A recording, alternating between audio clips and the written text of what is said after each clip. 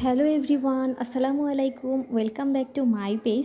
আজকে আমি আপনাদের সাথে শেয়ার করব 40 ডিগ্রি সেলসিয়াসে ডিম ভাজার রেসিপি। দেখতেছি ইদানিং সবাই এই ট্রেন্ডটি ফলো করতেছে, তো আমি ভাবলাম আমি কেন বসে থাকবো, আমিও এই ট্রেন্ডটি ফলো করতেছিলাম। তো এই জন্য প্রথমেই আমি আমার উপকরণগুলোকে গুছিয়ে নিয়েছি। এরপর একটি স্ট্যান্ড দিয়ে দিলাম রোদে। এরপরে সেই স্ট্যান্ডের উপরে একটি কড়াই বসিয়ে কড়াইটিকে গরম হতে দিলাম কিছুক্ষণের জন্য।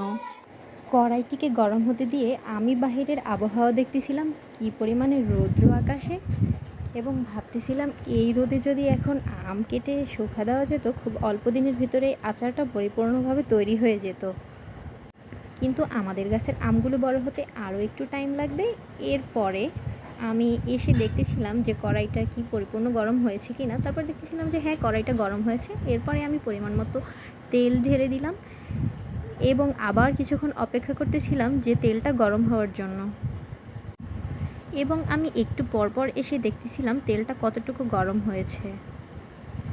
এরপরে আমি আবার আসলাম। এবারে আমি তেলে একটু আঙুল নাড়িয়ে চুপিয়ে দেখতেছিলাম যে তেলটা গরম হয়েছে কিনা। তারপরে ভাবলাম যে এখন আমি ডিমটা রেডি করি। আগে থেকেই পেঁয়াজ কুচি করে রেখেছিলাম এবং শুকনো মরিচ কুচি করে এর মধ্যে ডিমটা ভেঙে দিয়ে আমি এটাকে একটি কাঁটা চামচের সাহায্যে ভালোভাবে নাড়িয়ে ডিমটাকে গুলিয়ে নিয়েছি।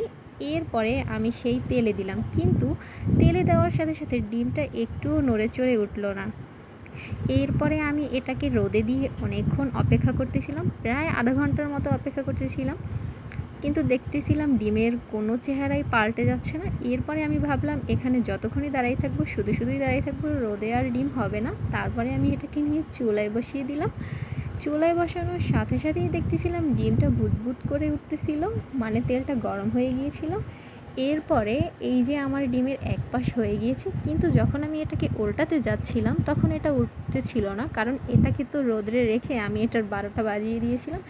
এরপরে ফাইনালি আমি এটা নামিয়ে নিয়েছি। এটাই ছিল ফাইনাল রেজাল্ট।